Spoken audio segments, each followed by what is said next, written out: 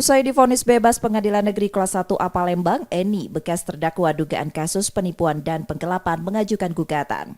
Eni menggugat yang melaporkannya Adiono Taslim, Polda Sumsel, serta penyidik dan jaksa yang memegang berkas perkaranya. Kuasa hukum penggugat menerangkan akibat laporan yang dibuat tergugat ke Polda Sumsel tersebut, penggugat sempat ditahan selama 3 bulan. Penggugat meminta tergugat mengganti kerugian material dan imaterial.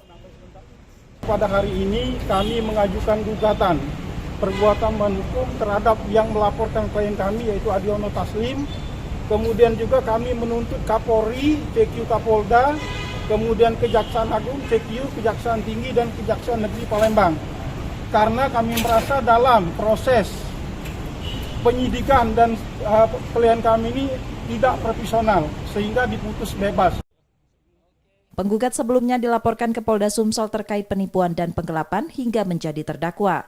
Dan setelah proses persidangan, hakim memutuskan tidak bersalah. Yudi Kiswanto, Kompas TV, Palembang, Sumatera Selatan.